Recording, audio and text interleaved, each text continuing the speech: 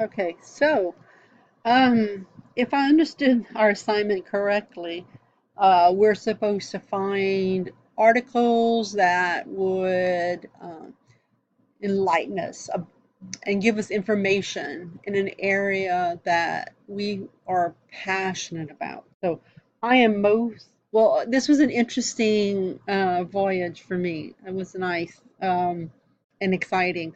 I am most passionate about identifying best practices in middle school mathematics and how these best practices positively impact equity and social justice. So that's where I started. So I went to JSTOR and located an article, the first article, or an article that would be supporting best practices in middle school math. And so what first came up was the article Making Mathematical Practice Explicit in Urban, Middle, and High School Mathematics Classrooms by Sarah Kate Selling from the University of Utah. So, great, explicit. So I'm reading, and as I'm reading the article, I come across the the how explicit teaching can be um, defined as direct teaching. And that stopped me cold in my tracks because direct teaching, although there is a place for it, is not what I think is the center of best practices. I don't think it's not what holds up best practices. It's in the toolkit. It's part of it. It's part of best practices, but direct teaching, it has its place, but that is not what I wanted to focus on. So there was a statement in there. Um, yeah, I was writing down that selling identified support for teachers. It sounded good who are transitioning to Common Core.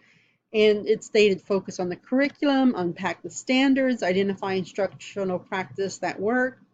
But then it came about the direct teaching part, and it said that it would conflict with constructivism, which that's that's what that's the philosophy I grasp, I hold on to. It's the idea of constructivism. I think that's how I was taught. Uh, yeah, education has changed a lot since the 60s. So anyway,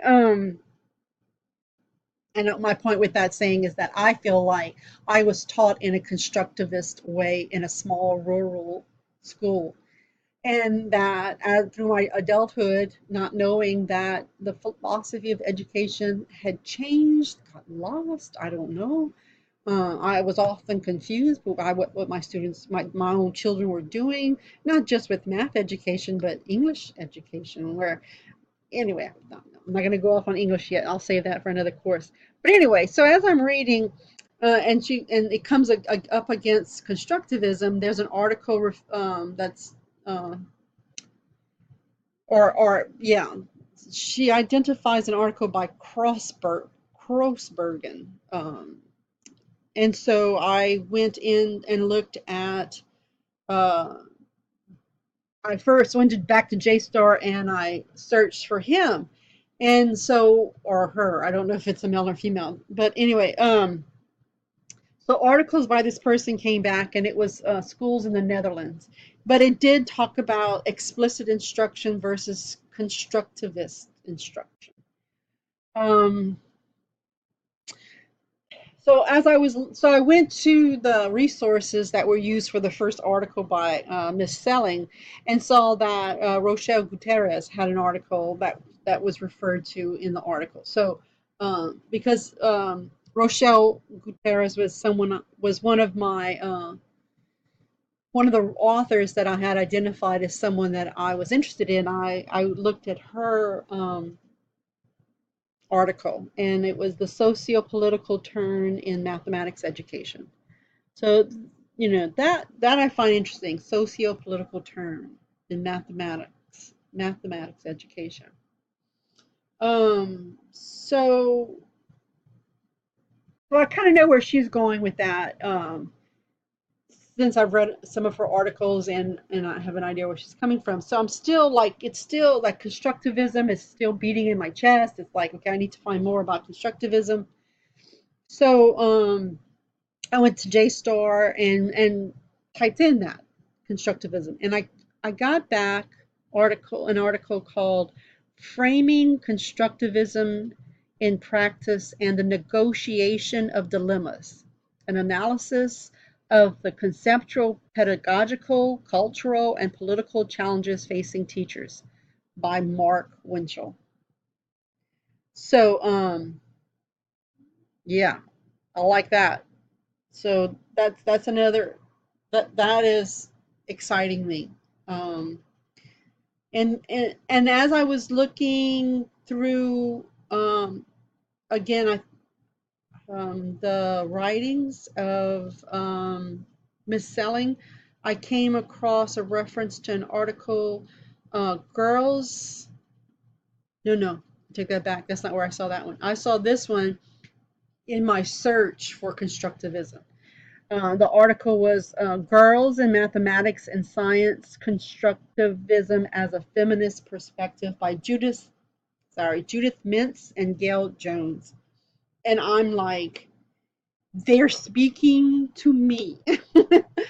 This is what I want to study. Uh, going back to what Julie had said about being a female and not feeling comfortable in engineering, directed her away from it. This is definitely an issue that needs to be addressed.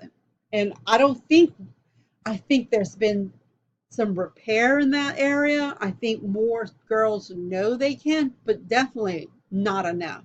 Not enough. Not nearly enough girls consider engineering as a career or anything related to mathematics as a career.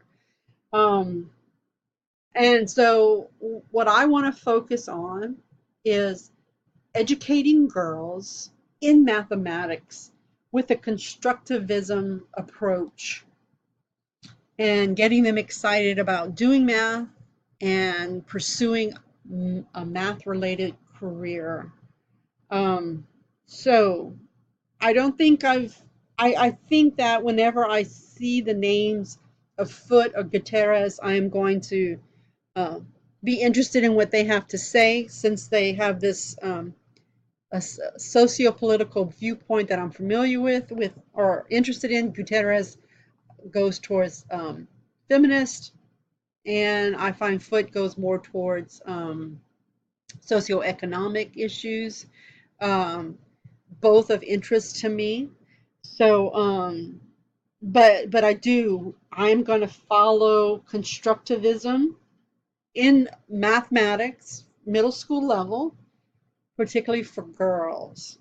That is what I want to study.